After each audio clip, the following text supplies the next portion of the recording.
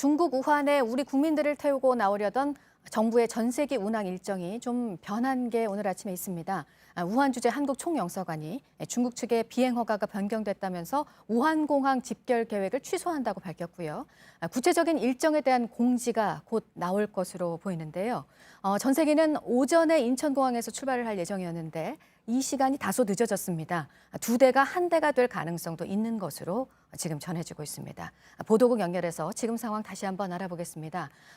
출발 예정 시간이 좀 늦어져도 오늘 전세기가 출발하는 건 확실하다는 거죠. 어떻습니까? 네, 중국 후베이성에서 체류 중인 한국인을 데리고 올 전세기가 우리나라를 출발하는 시간이 예정보다 늦어집니다. 외교부 당국자는 당초 운항하려던 임시항공편 일정에 변경이 생겨서 주우한 총영사관에서 탑승 예정이던 우리 국민들에게 긴급 공지를 했다고 밝혔습니다.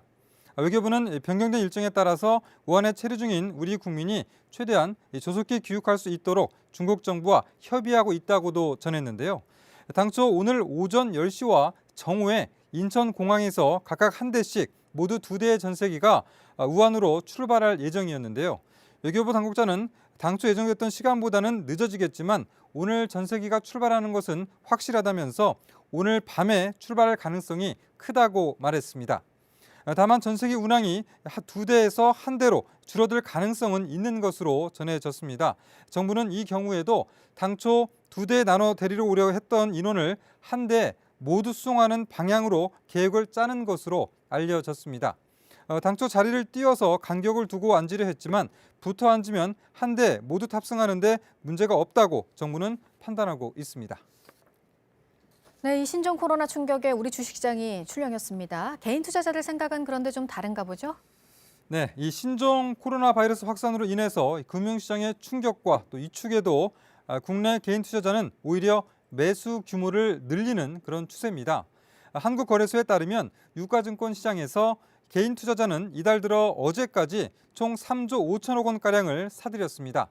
같은 기간에 기관은 4조 8천억 원어치를 팔았습니다. 특히 코스피가 우한 폐렴 확산에 따른 우려로 3% 넘게 급락한 그제 28일에 개인은 6,600억 원어치를 사들이면서 새해 들어서 하루 최대 순매수를 기록했습니다. 이러한 개미들의 움직임은 향후 주가 하락보다는 추가 상승 가능성에 무게를 둔 것으로 풀이되는데요. 앞서 국내 증시는 올해 초에 미중 1단계 무역 합의와 반도체 경기 회복에 대한 기대감으로 연일 강세를 보였습니다.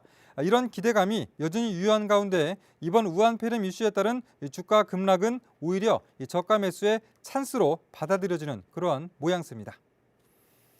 이어서 팔레스타인 가자 지구가 현지 시간 29일에 총파업에 돌입했다는 소식입니다. 도널드 트럼프 미국 대통령이 전날 발표한 중동 평화 구상에 대한 항의의 뜻인데요. 가자 지구 내 상점과 금융기관 등이 이날 문을 열지 않았고 학교에서는 수업이 중단됐습니다.